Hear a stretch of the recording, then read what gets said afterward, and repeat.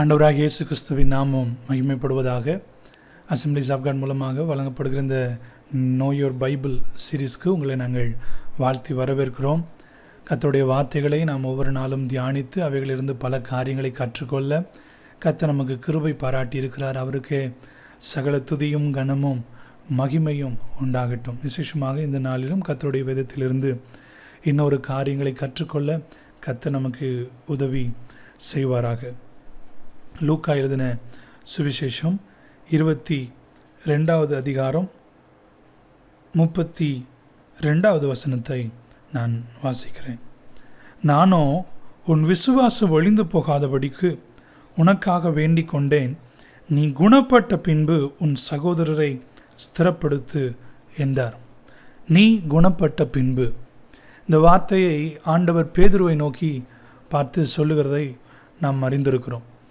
பேதுரு ஆண்டவரோடு பல நாட்களாய் அவன் பழகி 3.5 ஆண்டுகளுக்கு மேலாய் அவன் பழகி அவரோடு உட்கார்ந்து பேசி சாப்பிட்டு தூங்கி அவர் வருகிற இடங்களெல்லாம் அவரோடு பயணித்து திடீரென்று ஆண்டவரை தெரியாது என்று மறுதளிக்கிற ஒரு சூழ்நிலைமைக்கு அவன் போய்விடுவான் என்பதை கர்த்தர் அறிந்து அவனை திருத்திக் கொள்வதற்காக, அவனை குணப்படுத்துவதற்காக அவர் இந்த வார்த்தையை சொல்லுகிறதை பார்க்கிறோம். நீ குணப்பட்ட பின்பு என்று சொல்லுகிறதை பார்க்க முடியும். இந்த காரியங்களிலிருந்து சில காரியங்கள் இந்த நாளிலே நாம் கற்றுக்கொள்ளப் போகிறோம். பாவத்திலிருந்து குணம் பெறுதல் என்கிற தலைப்பில் நாம் பார்க்க போகிறோம். ஹீலிங் ஃப்ரம் சின் என்கிற தலைப்பில் சில காரியங்களை கற்றுக்கொள்ள கர்த்தர் உதவி செய்வாராக. இந்த பேதுரு செய்த ஒரு பாவம் என்றால் மறுதளிக்கிற ஒரு காரியத்தை அவன் ஆண்டவருக்கு விரோதமாய் செய்ததை பார்க்கிறோம். இந்த பாவத்திலிருந்து அவன் வெளிவர சில காரியங்களை அவன் செய்ய வேண்டியதாக இருந்தது. ரோமர் 2ஆம் அதிகாரம் 4ஆம் வசனம் இப்படி சொல்லுகிறது, தேவ தயவு உன்னை குணப்படுத்தும்படி ஏவுகிறது என்று அறியாமல் என்று வசனம் சொல்லுகிறதை பார்க்கிறோம். கர்த்தருடைய ஒரு இருதயத்தின் எண்ணம் என்னவென்றால், பாவம் செய்கிற எல்லா மனிதர்களையும் குணப்படுத்த வேண்டும். அவர்களை குணப்படுத்தி அவர்களை என்னுடைய பிள்ளையாக பரிசுத்தமாக அவர்களை திரும்பமாக சரியான பாதையிலே நடத்த வேண்டும் என்கிறது கர்த்தருடைய திருவுள்ள சித்தமாக இருந்தது. ஆகவே தான் கர்த்தர் தீர்க்கதரிசன வார்த்தையாக ஆண்டவர் பேதுருவோடு சொல்கிறதை பார்க்கிறோம். அவர்கள் எல்லாரும் ஆண்டவர் ஃபர்ஸ்ட் வசனத்தை சொல்லுகிறார், எல்லாரையும் புடைக்கிறதற்கு அவன் உத்தரவு கேட்டுக்கொண்டான்.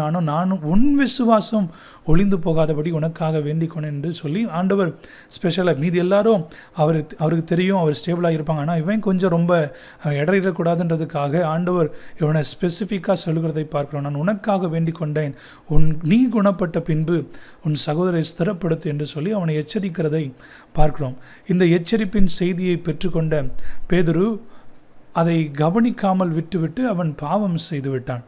ஆனால் பாவம் செய்த பிறகு அதிலிருந்து குணம் பெற வேண்டும் என்கிற ஒரு எண்ணம் அவனுக்குள்ளே உண்டானதை பார்க்கிறோம். 61வது வசனம் 22வது அதிகாரம் 61ஆம் வசனத்திலே கர்த்தர் அவனை பார்க்கிற போது உண்மையாகவே அந்த உணர்வு அவனுக்குள்ளே உண்டாயிருக்கும்.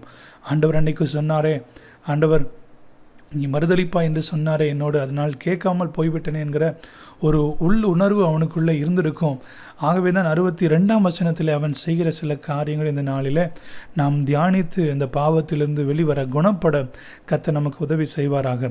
அவனை நோக்கி பார்த்து அந்த வசனத்தை அவன் என்ன பண்ணான், நினைவு கூர்ந்தான் என்று சொல்லப்பட்டு நினைவு கூர்ந்து அவன் செய்த 3 காரியங்கள் நாம் இந்த நாளிலே கற்றுக்கொள்ளப் போகிறோம். பாவத்திலிருந்து குணப்பட, பாவத்திலிருந்து வெளிவர நாம் செய்ய வேண்டிய 3 காரியங்கள் என்கிற தலைப்பில் இந்த நாளிலே நாம் கற்றுக்கொள்ளப் போகிறோம்.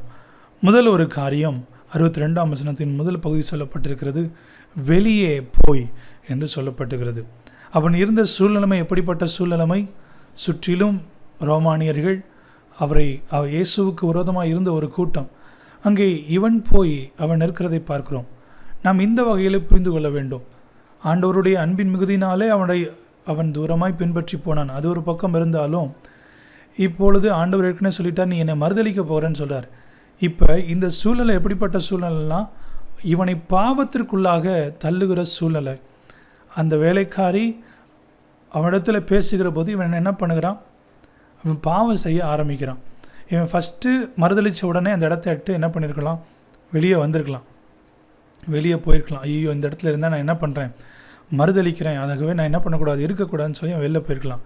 ஆனால் இல்லை, திரும்பியும் 2வது தடவை 3வது தடவை மறுதளிக்கிற வரைக்கும் அவன் அந்த இடத்திலேயே இருக்கிறதை பார்க்க முடியும். அப்போ முதலாவது நாம் கற்றுக்கொள்கிற காரியம், நாம் பாவத்திலிருந்து குணப்பட வேண்டும் என்றால் பாவ சூழ்நிலைமையை நாம் விட வேண்டும். முதலாவது நாம் செய்ய வேண்டிய காரியம், பாவ சூழ்நிலைமையை நாம் விடும்போது பாவத்திலிருந்து நாம் குணப்பட அது மிகவும் ஏதுவான ஒரு காரியமாக இருக்கும். நிறைய நேரங்களில் நம்மால் பாவத்தை மேற்கொள்ள முடியாததற்கு ஒரு தடை, ஒரு காரணம் இருக்கும் என்றால் அது நம்முடைய பாவ சூழ்நிலை. ஒரு 4 பேர்த்து மத்தியில் இருக்கும்போது நான் இந்த தவறான வார்த்தைகளை பேசுகிறேன் அல்லது கிண்டல் கேலி பண்ணி கர்த்தருக்கு பிரியமில்லாத காரியங்கள் நான் பேச ஆரம்பிக்கிறேன்னு சொன்னால், நம்ம அந்த 4 பேர் நின்று, எந்த 4 பேர், அந்த சூழ்நிலைமை விட்டு நம்ம என்ன பண்ணணும், வெளியே ஏறணும். இல்லை, நான் தனிப்பட்ட அறையில் இருக்கும்போது இப்படிப்பட்ட தவறான காரியங்களை பார்க்குறேன் அல்லது தவறான காரியங்களை கேட்குறேன், இல்லை தவறான சேட்டிங் பண்ணுறேன், இப்படிப்பட்ட சூழ்நிலைகள் இருந்தால் அந்த சூழ்நிலை எப்பொழுதும் தனியாக இருக்க பழகக்கூடாது. தூங்குற நேரத்தை தவிர இது எல்லா நேரமும் வீட்டில் இருக்கிற ஆட்களோட, ஃப்ரெண்ட்ஸோட இப்படி மிங்கிளாக என்ன பண்ணணும், பழகணும். இல்லை, எங்கே போனாலும் இந்த கூட்டத்தோடு இருந்தேன் அல்லது இந்த இடத்துல இருந்தேன்னா நான் இந்த பாவத்தை செய்கிறேன்ங்கிற ஒரு எண்ணம் நமக்கு கண்டிப்பாக இருக்கும். அந்த இடத்தை விட்டு நாம் வெளியேற கர்த்தர் நமக்கு உதவி செய்வாராக. அந்த இடத்துல நம்ம ஸ்டே பண்ணி இருந்தோன்னா நம்மளால் ஒரு நாளும் பாவத்திலிருந்து குணப்பட முடியாது அல்லது பாவத்திலிருந்து வெளிவர முடியாது. ஆகவே நாம் செய்ய வேண்டிய முதல் ஒரு காரியம், நாம் பாவ சூழ்நிலைமை விட்டு வெளியே வர வேண்டும். யோசேப்பு பார்க்கிறோம், தன்னுடைய வாழ்க்கையில் அந்த போத்திபாரின் மனைவி அவனிடத்தில் வந்து பாவம் செய்ய அவள் வற்புறுத்தின போது அவன் தன்னுடைய வஸ்திரத்தை விட்டு அந்த இடத்தை விட்டு ஓடிட்டான். அவன் பார்க்குறதில்ல, அவன் கூனி குறி அவங்களுக்கு நான் எப்படி நான் டிஸ்ரெஸ்பெக்ட் பண்ணுறது, அவங்கள எப்படி நான் இது பண்ணுறேன்னு சொல்லி அவன் கூனி குறுகி ஓரமாக அந்த இடத்துல நின்றுந்தானா கண்டிப்பாக கொஞ்ச நேரத்தில் அவனை பேசி மயக்கி தவறான வழிக்கு அவனை இழுத்திருக்கக்கூடும். ஆனால் அவன் அந்த சூழ்நிலை விட்டு ஓடிதன் நிமித்தமாக அவனை கர்த்தர் பாதுகாத்தார். ஆகவே நம்முடைய வாழ்க்கையில் நாம் செய்ய வேண்டிய ஒரு காரியம், அந்த பாவ சூழ்நிலை விட்டு ஓட வேண்டும். சிம்சோனை பார்க்குறோம், அங்கே பெலிஸ்தர்கிட்ட போய் பொண்ணு எடுக்கக்கூடாது, அந்த இடத்துல இருக்காது, அது உன்னுடைய அபிஷேகத்துக்கு விரோதமானது, நீ அங்கே இருக்கக்கூடாது, அந்த நசரேய விரதத்துக்கு அது ஆபத்தானது என்று சொல்லி பெற்றோர்கள் எச்சரிக்கிறார்கள், பல காரியங்களை சொல்லுகிறார்கள். அவன் என்ன பண்ணல, அந்த பெலிஸ்தர் அந்த கூட்டத்தை விட்டு அவன் வெளியே வரல.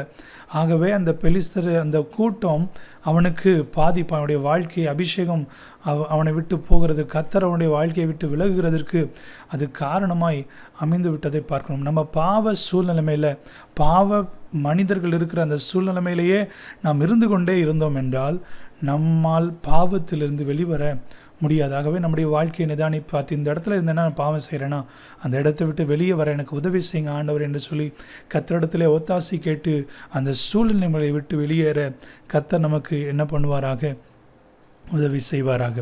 2வதாக ஒரு காரியம், அந்த 62ஆம் வசனத்தின் அடுத்த பகுதி சொல்கிறது, மனங்கசந்து என்று சொல்லப்பட்டிருக்கிறது. பேதுரு தான் செய்த தவறுக்காய் அவன் மனம் வாதிக்கப்படுகிறது. அவனுடைய மனம் அதை போட்டு அவனால் தாங்கிக் கொள்ள முடியாத அளவிற்கு அவன் அதை நினைத்து நான் இப்படி பண்ணிட்டேனே, நான் இந்த பாவத்தை பண்ணிட்டேனேன்னு சொல்லி அவன் மனம் கசந்ததை பார்க்க முடியும். நம்முடைய வாழ்க்கையிலே பாவத்திற்கிலிருந்து நாம் குணப்பட வேண்டும் என்றால் நாம் செய்ய வேண்டிய ஒரு காரியம், பாவத்திற்கு விரோதமாய் நம்முடைய மனம் கசங்க வேண்டும், அல்லது நாம் பாவத்தின் மீது நமக்கு கசப்பு உண்டாக வேண்டும். இன்னும் சிம்பிளிஃபையாக சொல்லணும்னா பாவத்தை நம்ம வெறுக்காமல் பாவத்திலிருந்து என்ன பண்ண முடியாது, குணப்பட முடியாது. நீதிமொழிகள் 23ஆம் அதிகாரம் 29ஆம் வசனத்திலிருந்து 35ஆம் வசனம் வரைக்கும் வாசிக்கும்போது, அங்கே பாவத்தை வெறுக்கவில்லை என்றால் அதனுடைய வீரியங்கள் எப்படி இருக்கும் என்று சொல்லி சாலமோன் அங்கே எழுதுகிறதை பார்க்க முடியும். நம்ம எல்லாருக்கும் தெரிந்த வசனங்கள் தான். ஐயோ, யாருக்கு வேதனை, யாருக்கு துக்கம், யாருக்கு சண்டைகள், யாருக்கு புலம்பல் என்று சொல்லி நீதிமொழி அங்கே சாலமோன் சொல்லிக்கொண்டே வருகிற போது அதில் 5 காரியங்களை அவர் சுட்டி காட்டுகிறதை அந்த 29லேருந்து 35 வசனம் வரைக்கும் இருக்கிறதுல நான் ஒரு 5 பாயிண்ட்ஸ் மட்டும் சொல்லிக் கொடுக்குறேன். ஒருவேளை நாம் வெறுக்கவில்லை என்றால் நம்முடைய வாழ்க்கையில் என்ன நடக்கும், பாவத்தை வெறுக்கவில்லை என்றால் நம்முடைய வாழ்க்கையை அது எப்படி பாதிக்கும் என்கிற 5 காரியத்தை நான் அங்கே இருந்து உங்களுக்கு சுட்டி காட்ட விரும்புகிறேன். முதல் ஒரு காரியம், பாவத்தை நாம் வெறுக்கவில்லை என்றால் 31வது வசனம் பார்க்கிறோம், மதுபானம் இரத்த வர்ணமாக இருந்து, அந்த பாவம் அங்கே மதுபானம் என்கிற ஒரு பாவத்தை குறித்து சொல்லப்பட்டிருக்கிறது. ஜென்ரலாக நம்ம எடுத்துக்கலாம், பாவத்தை அப்படின்னு எடுத்துக்கலாம். மதுபானம் இரத்த வர்ணமாக இருந்து பாத்திரத்தில் பளபளப்பாய் தோன்றும் போது நீ அதை பாராதே என்று சொல்லப்படுகிறது. முதலாவதாக, நாம் பாவத்தை வெறுக்கவில்லை என்றால் அது நமக்கு அது அட்ராக்ஷனாக அது மாறிடும். நம்மளை கவர்ந்து இழுக்கிற ஒரு காரியமாக அது மாறிடும். ஃபஸ்ட்டு பாவம், ஐயோ தப்பு அப்படின்னு என்ன பண்ணோம் நமக்கு தோணும். ஆனால் நாம் அதை வெறுக்காமல் விட்டுவிட்டோம் என்றால் அது கொஞ்சம் கொஞ்சமாக நமக்கு அழகாய் மாறும். நம்ம கவர்ச்சிக்கிற நம்முடைய ஆசையாய் அந்த பாவம் என்ன பண்ணிடும், மாறிவிடும். வெறுக்கவில்லை என்றால், குணப்பட வேண்டும் என்றால், பாவத்திலிருந்து குணப்பட வேண்டும் என்றால் வெறுக்க வேண்டும். நாம் வெறுக்கவில்லை என்றால் அது வெறுப்பிலிருந்து அது என்ன நிலைமைக்கு மாறினா நம்முடைய ஆசையாக அது மாறிடும். அடுத்தது அந்த வசனத்தை அடுத்த பகுதி பார்க்கலாம். அது மெதுவாய் இறங்கும் என்று சொல்லப்பட்டு, மெதுவாக அது நம்முடைய வாழ்க்கைக்குள்ளே, நம்முடைய பேச்சுக்குள்ளே, நம்முடைய சிந்தைக்குள்ளே, நம்ம என்னென்ன காரியங்கள் செய்கிறோமோ அது ஆட்டோமேட்டிக்காக நம்முடைய சப்கான்ஷியஸ் மைண்டில் அது போய் என்ன பண்ண ஆரம்பிச்சிடும், ஸ்டோர் ஆரம்பிச்சிடும். சில பேர் பேசும்போதே அவங்களுடைய வாழ்க்கையை, அவங்க வார்த்தைகள் என்ன பண்ணுது, கெட்ட வார்த்தை வருது, தேவையில்லாத வார்த்தைகள் வருது. இதெல்லாம் எதனாலனா அது ஆட்டோமேட்டிக்காக அவங்களுக்குள்ளே போயிடுச்சு. சில பேர் பேசும்போது இந்த சினிமா டைலாக்ஸ்லாம் என்ன பண்ணுவாங்க, அவங்க கிறிஸ்தவர்ட்டாங்களா, அது யூத் மீட்டிங்ஸில் பார்க்கும்போது பசங்க அதை சொல்லி கிண்டல் பண்ணிக்கிட்டு இருக்கிறத பார்க்குறோம். எதனாலனா இந்த ஃபஸ்ட்டு பாவம்னு தெரியும், ஆனால் அடிக்கடி அதெல்லாம் பார்க்கும்போது அவங்களுக்குள்ளே அது விருப்பமாக மாறிது. சூப்பராக இருக்குது, இந்த டைலாக் நல்லா இருக்கேன்னு சொல்லிட்டு அது உள்ளே போய் இப்போ அவங்களுக்குள்ளே அது என்ன பண்ணிடுச்சு, கொஞ்சம் கொஞ்சமாக அவங்களுடைய பேச்சு, சிந்தை, செயல் இவைகள் எல்லாவற்றிலும் கலந்து விடுகிறது. அப்படி தான் பாவம் என்ன பண்ணும், முதலாவதாக நம்மை கவர்ந்து இழுக்கும், ரெண்டாவதாக அது நமக்குள்ளே அது மெதுவாய் போய் இறங்கும். மூணாவது பார்க்குறோம், அது முடிவிலே பாம்பை போல கண்டிக்கும், விரியனை போல தீண்டும். இது கண்டிப்பாக நமக்கு பாதிப்பு உண்டு பண்ணும். பாவத்தின் சம்பளம் மரணம் என்று சொல்லப்பட்டிருக்குது. நமக்குள்ளே இருக்கிற இந்த காரியங்கள், இந்த மெதுவாக இறங்கி இருக்கிற காரியங்கள் கொஞ்சம் கொஞ்சமாக நம்மளுடைய பரிசுத்த வாழ்க்கையை அது அஃபெக்ட் பண்ணும். நம்மளால் ஜெபிக்க முடியாது, நம்மளால் பைபிள் வாசிக்க முடியாது, நம்மளால் சபைக்கடுத்த காரியங்களில் தொடர்ந்து செயல்பட முடியாது. நம்முடைய பரிசுத்த வாழ்வை அது தீண்ட ஆரம்பித்து விடும்.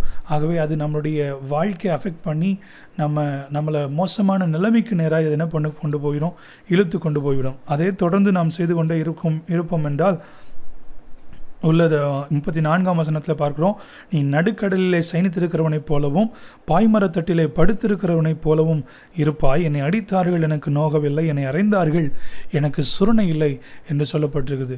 ஃபஸ்ட்டு அவனுக்கு அது கொஞ்சம் கொஞ்சமாக உள்ளே இறங்கி அவனை அஃபெக்ட் பண்ணது மட்டும் இல்லை, இப்போ அவனுக்கு அந்த பாவன்ற ஒரு உணர்வே இல்லாத அளவுக்கு அந்த பாவம் அவனை கொண்டு போகிறதை பார்க்க முடியும். அது நம்மளை ஒரு மோசமான நிலைமை கொண்டு போகும். என்ன நிலைமைன்னா, இது ஒரு சென்ஸ்லெஸ் அல்லது உணர்வில்லாத நிலைமைக்கு நம்ம இந்த பாவம் என்ன பண்ணுறோம், கொண்டு போய்விடும். எப்பொழுது நம் பாவத்தை வெறுக்கவில்லை என்றால், இது பாவம் என்று உணராத அளவிற்கு நம்முடைய இருதயம் கடினப்பட்டு போய்விடும். ஆண்டவருக்கு விரோதமாய் நாம் செயல்பட ஆரம்பித்து விடுவோம். இதோடு மாத்திரம் நிற்கல, அடுத்த ஒரு காரியமும் சொல்லப்பட்டிருக்கிறது, நான் அதை பின்னும் தொடர்ந்து தேட எப்பொழுது விழிப்பேன் என்பா என்று. இப்போ சென்ஸ்லெஸ்ஸாக மாறிட்டோம், அதோட விடலை. அடுத்தது என்ன நிலைமைக்கு நம்ம போவோன்னா, இதை செய்யாமல் என்னால் இருக்க முடியல அப்படின்ற ஒரு மோசமான நிலைமைக்கு என்ன பண்ணிடுவோம், போயிடுவோம். நாம் பாவத்தை வெறுக்கவில்லை என்றால் அது நம்முடைய ஆசையாய் மாறும், நமக்குள்ளே கொஞ்சம் கொஞ்சமாக இறங்கும், நம்மை பாதிக்கும், நம்மை உணர்வில்லாதவர்களாய் மாற்றும். அதை செய்யாமல் இருக்க முடியாது என்கிற மோசமான நிலைமைக்கு நம்மை தள்ளிவிடும். ஆகவே நாம் பாவத்தை வெறுக்க, பேதுருவை போல மனங்கசந்து அந்த பாவத்தை வெறுக்க கர்த்தர் நமக்கு என்ன பண்ணுவாராக, உதவி செய்வாராக. அப்படி மனங்கசந்து வெறுக்கும் பொழுது நாம் பாவத்திலிருந்து குணப்பட முடியும். மூன்றாவதாக ஒரு காரியம், அவன் அழுதான் என்று சொல்லப்பட்டிருக்கிறது. பேதுரு மனங்கசந்து அழுதான். எதற்காக அழுதான்? பாவம் செய்துவிட்டனே, எப்படிப்பட்ட நல்ல மனிதனை நான் மறுதளித்து விட்டேனே என்று சொல்லி அந்த அன்பை நினைத்து அவன் அழுதிருப்பான். அந்த பாவத்தை நினைத்து அவன் என்ன பண்ணியிருப்பான், அழுதிருப்பான். நம்ம யோசிச்சு பார்க்கணும், என்னைக்காவது அல்லது தினமும் நாம் நம்முடைய தவறுகள் நிமித்தமாக நாம் மனம் கசந்து அழுகிறோமா? நம்ம மனசு ஐயோ அப்படி பண்ணிட்டேனே நினைப்போம்.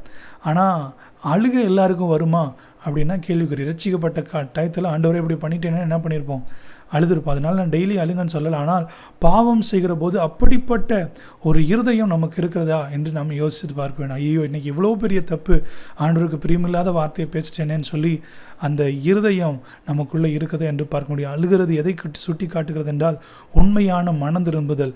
அது எந்தவித அழுக்கும் இல்லாத ஒரு உண்மையான இருதயத்தை அது சுட்டி காட்டுகிறது. அந்த அளவுக்கு நம்முடைய இருதயம் மாற வேண்டும் என்று கர்த்தர் எதிர்பார்க்கிற. பாவம் செஞ்சிட்டோமா, ஐயோ ஆண்டவருக்கு உங்களுக்கு விரோதமாக இப்படிப்பட்ட பொல்லாங்க செஞ்சுட்டேன்னு சொல்லி ஒரு வாதிக்கிற அழுகிற அப்படிப்பட்ட ஒரு இருதயத்தை கர்த்தர் நம்மிடத்தில் எதிர்பார்க்கிறார். அப்படிப்பட்ட இருதயம் உள்ளவர்களாய் நாம் இருக்கும் பொழுது நம்முடைய இருதயம் பாவத்திலிருந்து என்ன பண்ண ஆரம்பிக்கும் என்றால் அது குணப்பட ஆரம்பிக்கும். ஆகவே பேதுருவை போல நம்முடைய வாழ்க்கையில் பாவத்தின் சூழ்நிலைகளை விட்டு வெளியே வந்து உண்மையாக பாவத்தை வெறுத்து அதற்காக அழுது புலம்பி கர்த்தருடைய சமூகத்தில் அழுகணும். நான் பாவம் செஞ்சுட்டேன்னு மனுஷட்ட போய் அழுதோம்னா ஒரு நாளும் பாவத்திலிருந்து நமக்கு விடுதலை கிடைக்காது. ஆனால் கர்த்தருடைய சமூகத்தில் உட்கார்ந்து அழுது புலம்பி, ஆண்டவரே எனக்கு இந்த பாவத்திலிருந்து வெளிவர உதவி செய்யும் என்றால் கர்த்தர் கண்டிப்பாக நம்மை குணப்படுத்தி நம்மை பாவத்திலிருந்து அவர் மீட்டு ரட்சிக்க அவர் ஒருவர் தான் வல்லமை உள்ளவர். ஆகவே நம்மை அவரிடத்தில் அர்ப்பணித்து நம்மள பாவத்திலிருந்து குணப்படும் போது